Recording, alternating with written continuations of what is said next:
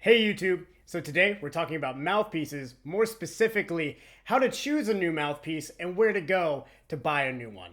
Stay tuned.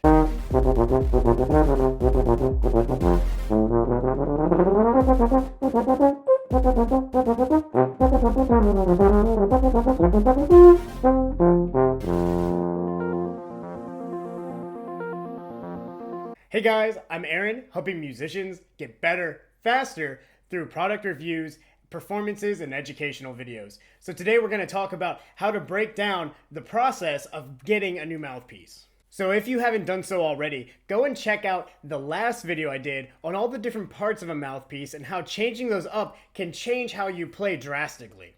In that video, I mentioned that it was going to be a 3-part video series, but I was able to whittle down that content and that information down to 2 videos. So now that you've learned what all the different mouthpiece parts do and how changing them can affect your playing, it's now time to talk about should you change your mouthpiece. A lot of people look into changing mouthpieces as an instant quick fix, and I've got to tell you, that's not the case. Do not buy a mouthpiece if you expect it to make you instantly better. I warn people not to invest money where they should be really investing time and practice to make them better. So make sure that you're into getting a mouthpiece for all the right reasons and you're not getting it just because you think it's going to instantly make you better. It's not going to teach you how to play anything specifically. It's only going to help enhance what you've already got going on. So the first thing when you're considering purchasing a new mouthpiece is, what do you want to change about the mouthpiece that you're currently playing? What is going on in your everyday playing that you've been working on and you just can't make it better? See, the thing about a mouthpiece is it physically connects to us, so it's something very personal. A lot of people think that the most expensive mouthpiece equals the best mouthpiece, but that's not necessarily the case. It's up to you and what you have going on with your chops to dictate what is going to work best for you.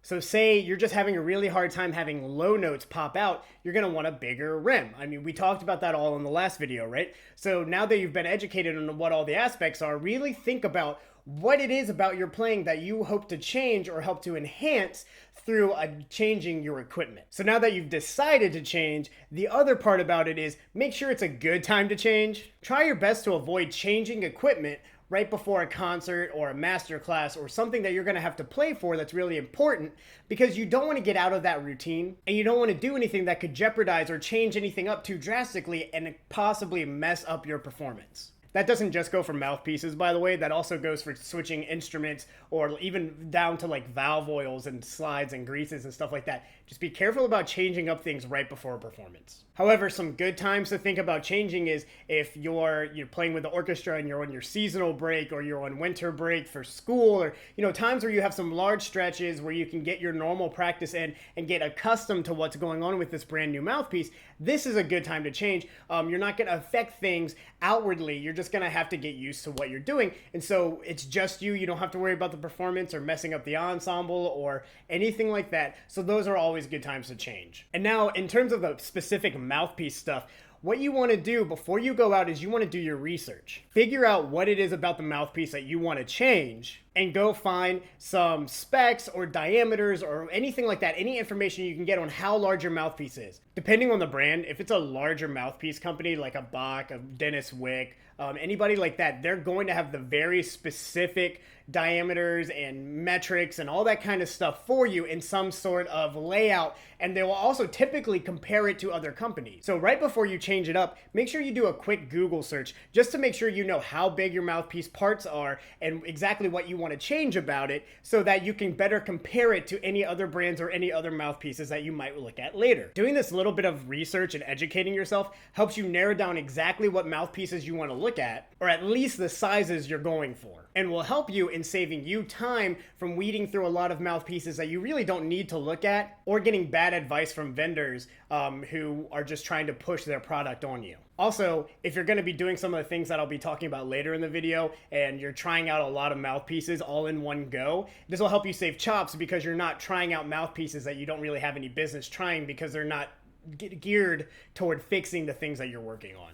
So once you have all the specs and you know exactly the kind of mouthpieces that you're looking out for, and you have 3 or 4 that you're kind of interested in and you want to give a shot, it's time to go shopping. So of course, some good places to look at is your local music store. However, the problem with local music stores is that they tend to only carry what the middle and high school band stock needs. So if you're looking for something a little bit more advanced, you're a college student, you're a professional, or any of those kind of things, if you're looking for a more advanced mouthpiece, you're going to have a hard time finding it at your local music store. Now, some of the larger big box music stores like Guitar Center or Sam Ash or anybody like that, they're happy to get it in for you, but you typically have to purchase the mouthpiece. So I actually try to stay away from going and trying it out there. Also, some stores are a little nervous about you trying a mouthpiece in store just because they don't know the cleaning protocol, because they may not be brass players, so they might not understand how that whole thing works out. So it's a good place to start and reach out to them, definitely, but just be hesitant and don't expect too much out of your local music store. A lot of times they're just trying to push what is in demand in your area. However, my two favorite ways to go ahead and try out mouthpieces and purchase mouthpieces, the first one is going to a convention. There's a bunch of great either music instrument specific conferences like a trumpet or a tuba conference, but there's also the bigger conferences like Midwest or any of the music educator conferences, as well as sometimes just smaller events. Like we have a community college here that does a trumpet conference, and a couple mouthpiece brands tend to come out to that. And I would suggest, actually, even if you're not in the market for a new mouthpiece, going and checking out all the new mouthpieces that might be on a conference show floor, just because you want to know what's on the market, and it's handy to see kind of any of the new developments that might be going on in the mouthpiece world. So some of the bonuses for going to a conference and trying out the mouthpieces there tends to be a large span of brands. So you can go booth to booth to booth and try them all out. You can typically take your own instrument and try out all these different brands and all these different sizes and get the word from the vendors themselves. Typically, the people who even own the company are even there. And a lot of times at conventions,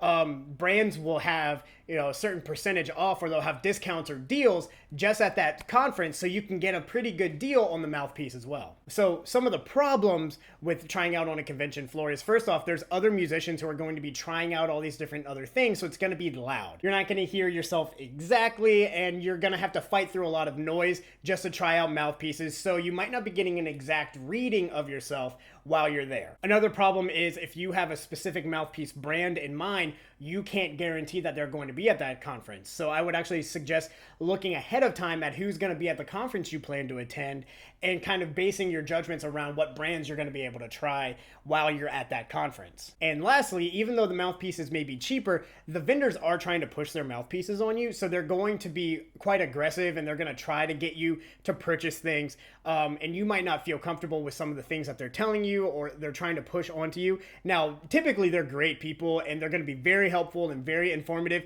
but just go in there with a grain of salt and know that they are trying to sell something and they're going to try to get you to buy something. So just be wary about that. I'm not saying don't trust them, but just know that they do have an agenda and they are trying to tell you that their mouthpiece is the best ever, and they probably wholeheartedly believe it, but it's up to you to decide. Another great place to go to is mouthpieceexpress.com.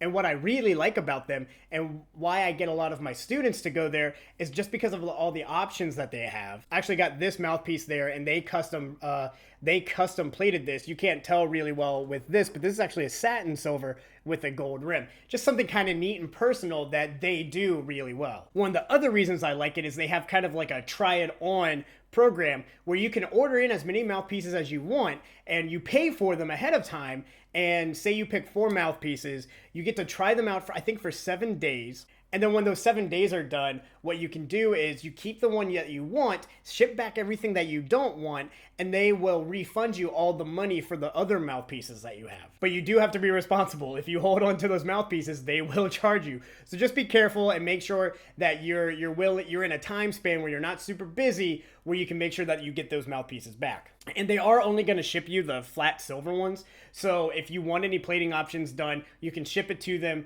give them a call, and tell them, hey, I want this mouthpiece, but in this plating option or this engraving or anything like that. So the last place I would tell you to go is if you happen to live pretty close to anybody who makes mouthpieces, go to their store and try it out. A lot of times the people who make the mouthpieces are actually there, and they are happy to help you out and tell you all the differences in all their mouthpieces and let you try them out there.